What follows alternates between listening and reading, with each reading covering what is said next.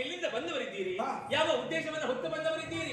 ನಿಮ್ಮ ಪರಿಚಯವನ್ನು ಹೇಳ್ತೀರಾ? ನಿನ್ನ ಪರಿಚಯವನ್ನು ಕೇಳಿದಾಗ ನನ್ನ ಪರಿಚಯ ಮಾಡಿಕೊಳ್ಳಬೇಕಾದ್ದು ನಿನ್ನ ಕರ್ತವ್ಯ ಅಲ್ವಾ? ಅಷ್ಟು ಮಾತ್ರ ಅಲ್ಲ, ಪರಿಚಯ ಕೇಳಿದ್ರಲ್ಲಿ ಅಪರಾಧ ಅಲ್ವೇ ಅಲ್ಲ.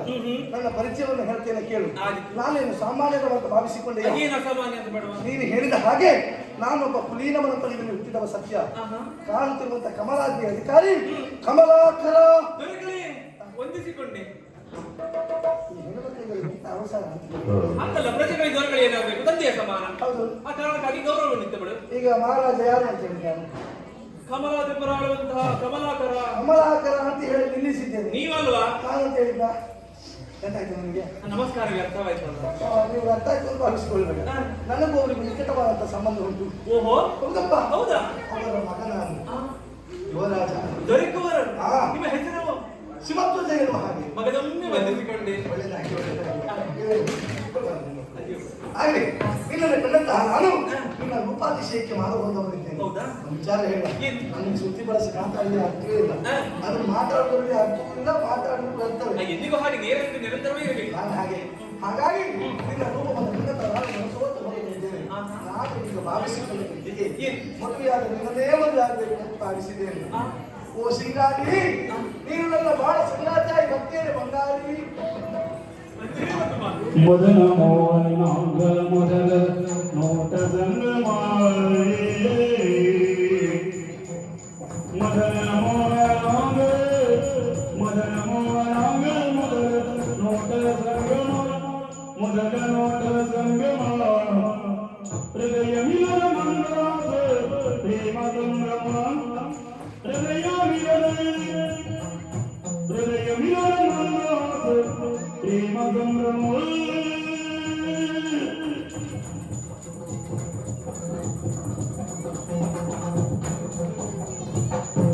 ಚದುರ ನಿನ್ನ ಜೊತೆಯ ರತ್ನ ಪದುಳ ಜೀವನ, ಚದುರ ನಿನ್ನ ಜೊತೆಯ ರತ್ನ ಪದುಳ ಜೀವನ, ಸುರದಿಯನ್ನ ಭಾಗ್ಯಸಿರಿಯ ಸದನ ಹೋಮನ.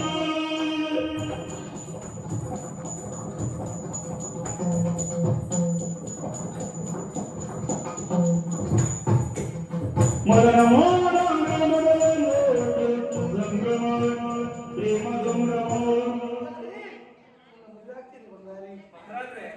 ಆಡಿದರಲ್ಲ, ನೋಡಿದಾಕ್ಷಣವೇ ಮನವನ್ನ ಸೋತಿದ್ದೀರಿ. ಮದುವೆ ಆಗ್ಲಿದ್ದು ಹಾಗೆ ಆಡಿದವರು ನೀವಿದ್ದೀರಿ. ಮದುವೆ ಆಗುವುದಕ್ಕೆ ಆಕ್ಷೇಪ ಏನೂ ಇಲ್ಲ. ಈ ಮಾತನ್ನು ನಾನೇ ಹೇಳಬೇಕೆನ್ನುವ ಹಾಗೆ ಭಾವಿಸಿಕೊಂಡವಳು. ಅಂದ್ರೆ ನಿಮ್ಮನ್ನು ನೋಡಿದಾಕ್ಷಣವೇ ಮನವನ್ನ ಸೋತವಳು ನಾನು. ಚೀಕಲ್ಲಿ ಯಾಕೆ ಹೇಳಿಲ್ಲ ನೀವು? ಯಾಕೆ ಮನಸ್ಸಲ್ಲಿ ಇಲ್ಲ ಇಲ್ಲ, ಯಾರು ನೋಡಿಲ್ಲ. ಹೌದಾ? ವಿರೋಧದಲ್ಲಿ ಯಾಕೆ ಹೇಳಿಲ್ಲ?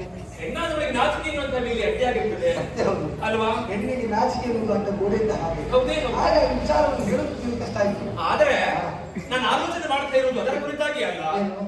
ಸರಿಯಾಗಿ ನೋಡಿ, ನಿನಗೆ ಸರಿ ಇದೆಯಲ್ಲ ನೀವು ಹಾಗಲ್ಲ. ಜೀವನದಲ್ಲಿ ಏನು ತೊಂದರೆ ಇಲ್ಲ, ಅಷ್ಟು ಪುಷ್ಟವಾಗಿ ಹೇಳಿಲ್ಲ. ರೈತರ ಮಗಳಂತ ಯಾರು ಹೇಳುದಿಲ್ಲ. ಹಾಗೆ ಅದು ಅಪ್ಪಯ್ಯ ಯಾವಾಗ ಕಡಿಮೆ ಮಾಡಿದವರಲ್ಲ. ಅದೇ ಒಬ್ಬೇ ಮಾಡಲ್ಲ. ಮತ್ತೆ ಏನು ಬೇಕು ಅದನ್ನೆಲ್ಲ ಕೊಟ್ಟವರಿದ್ದಾರೆ. ನಾನು ಕೇಳ್ಬೇಕಂತಿಲ್ಲ, ಎಲ್ಲ ಒದಗಿಸಿ ಕೊಟ್ಟವರೇ ಇದ್ದಾರೆ. ಹಾಗಂತ ಕೇವಲ ಕೃಷಿಕನ ಮಗಳು ಸ್ವಾಮಿ ನಾನು. ನೀವು ಹಾಗಲ್ಲ, ಒಂದು ನಾಡಿನ ಅರಸಕುವರರು. ಹೊಂದಾಣಿಕೆ ಎನ್ನುವುದಿರುವುದಿಲ್ಲ ನಿಮ್ಮ ಕುರಿತಾಗಿ ಆಲೋಚನೆ ಮಾಡ್ತಾ. ಸಿಂಗಾರಿ, ಯಾಕೆ ರೀತಿ ಯೋಚನೆ ಮಾಡ್ತೀವಿ? ನಮ್ಮ ನಾಡಿನಲ್ಲಿ ಇದುವರೆಗೆ ನಮ್ಮ ತಂದೆ ಕಂಡುಕೊಂಡ ರೀತಿಯಾಗಿ ಬರುವ ಪ್ರಜೆಗಳನ್ನು ಮಕ್ಕಳೋಪಾದಿಯಲ್ಲಿ ಕಂಡವರಿದ್ದಾರೆ. ಬಡವ ಬಲ್ಲಿದೆ ಎನ್ನುವ ಹಾಗೆ ನೋಡಿದ್ದಿಲ್ಲ. ಹಾಗಾಗಿ ಅದು ಅಪ್ಪ ಅಂತೂ ನೋಡ್ಲೇ ಇಲ್ಲ. ನಾನು ಬೆಳೆದ ರೀತಿಯೇ ವಿಭಿನ್ನ ರೀತಿಯಲ್ಲಿ. ಹೌದಾ? ಹೌದಪ್ಪ. ಹಾಗಾದ್ರೆ ನಾನೇ ಬೇರೆ, ನನ್ನ ದಾರಿಯೇ ಬೇರೆ. ಆ ರೀತಿಯಲ್ಲಿ ಬೆಳೆದವ. ಹಾಗಾಗಿ ಈಗ ನಾನು ಅಪ್ಪಗೆ ಎಲ್ಲಿಯಲ್ಲೂ ಕೂಡ ನಾನೇ ಹೇಳಕ್ಕೆ ಒಪ್ಪಿ ಹೋಗ್ತಾರೆ. ಎಲ್ಲರ ಕಂಡು ಮನಸ್ಸೋತು ಹೋದವರಿದ್ದೇನೆ. ಹಾಗಾಗಿ ನನ್ನ ಮದುವೆ ಆಗಬೇಕು. ಮಹಾರಾಜರೇ, ಒಂದೇ ಒಂದು ಮಾತನ್ನ ಹೇಳಿ. ಎಂತದ್ದು ಹೇಳು? ನನ್ನ ಬರುವಿಕೆಯಿಂದ ನನ್ನ ಬರುವಿಕೆಯಿಂದ ನಿಮ್ಮ ವಂಶವಲ್ಲರಿ ಪಲ್ಲವಿಸಿದಂತಾದ್ರೆ ನೀನು ಎಷ್ಟು ಹೇಳಿದ್ರು ನಾನು ಕೇಳ್ತೇನೆ. ನನ್ನ ತೊಂದರೆ ಇಲ್ಲ. ನನ್ನ ಬರುವಿಕೆಯಿಂದ ನಿಮ್ಮ ವಂಶವಲ್ಲರಿ ಪಲ್ಲವಿಸಿದಂತಾದ್ರೆ ಆ ಸೌಭಾಗ್ಯ ನಾ ಕಾಣೆ ಮನಸ್ಪೂರ್ವಕ ಒಪ್ಪಿದವಳು. ನೀನು ಒಪ್ಪಿದಿ? ಖಂಡಿತ. ಹಾಗಾದ್ರೆ ನೀನು ನೀವು ಒಪ್ಪಿದೆ ಎಂಬ ಮಾತ್ರಕ್ಕೆ ನಮಗಿಬ್ಬರಿಗೆ ಈಗಲೇ ಮದುವೆ ಆಗೋದಕ್ಕೆ ಸಾಧ್ಯ ಇಲ್ಲ. ಯಾಕೆ ಹೇಳೋದಕ್ಕೆ ನಮ್ಮಲ್ಲಿ ಹಿರಿಯವರು ಅಂತಿದ್ದಾರೆ. ಹೌದು. ಹಾಗಾಗಿ ಅವರ ಮಾತನ್ನು ಯಾವ ಕಾರಣಕ್ಕೂ ಮೀರುವ ಹಾಗಿಲ್ಲ. ನಾನು ಒಂದು ಕೆಲಸ ಮಾಡ್ತೇನೆ, ಏನು? ಆದಷ್ಟು ಬೇಗ ಹೋಗಿ ನನ್ನ ಅಪ್ಪನನ್ನು ಈಗ ಪ್ರೇಮದ ವೈದ್ಯತೆಯನ್ನು ಕೇಳ್ತೇನೆ. ಅಪ್ಪ ಒಪ್ಪಿದ್ರು ಅಂತ ಆದರೆ ವೀರರಾಜನೇ ಸ್ವಾಮಿ, ನಾನು ಅಪ್ಪನನ್ನು ಒಪ್ಪಿಸ್ತೇನೆ, 100ಕ್ಕೆ 100 ಒಪ್ಪಿಸ್ತೇನೆ. ಹಾಗಾಗಿ ನಾನು ಈಗ ಯೋಚನೆ ಮಾಡಿ ಮದುವೆ ಆಗಲಿ. ನೀನೊಂದು ಕೆಲಸ ಮಾಡಿ, ಆದಷ್ಟು ಬೇಗ ನಿನ್ನ ಅಪ್ಪನಲ್ಲಿ ಹೋಗಿ ವಿಷಯವನ್ನು ಹೇಳಿ ಇಬ್ಬರಿಗೆ ರಾಜಿ ಬರಬೇಕು. ನಾನು ಲೆಕ್ಕ ಮಾಡ್ತೀನಿ. ನಿಮ್ಮ ನಿರೀಕ್ಷೆ ನಾನು ಆದಿತ್ತು. ಹೃದಯಗಳೆರಡರ ಸಂಗಮವು, ಹೃದಯಗಳೆರಡರ ಸಂಗಮವು, ಮಧುಮಾಸದ ಸರೋವರವು, ಮಧುಮಾಸದ ಸರೋವರವು. ಮದುವೆಯ ಮಾನಿಗೆ ಪ್ರೇಮನೆ ಮುನ್ನುಡಿ, ಮದುವೆಯ ಮಾನಿಗೆ ಪ್ರೇಮನೆ ಮುನ್ನುಡಿ.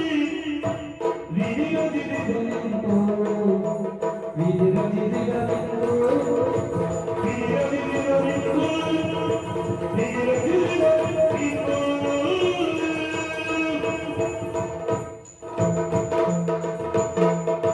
ಸುರಗಾದ ಸ್ವಪ್ನ ಬರದೆ, ಸುರಗಾದ ಸ್ವಪ್ನ ಬರದೆ, ಶಿವಗೌರಿ ಸೋಲು ಜೋಡಿ ಬರದೆ, ಅವಳಿ ಕಾಮನೆ ಲಗ್ನದಲ್ಲಿ ಮೂಲ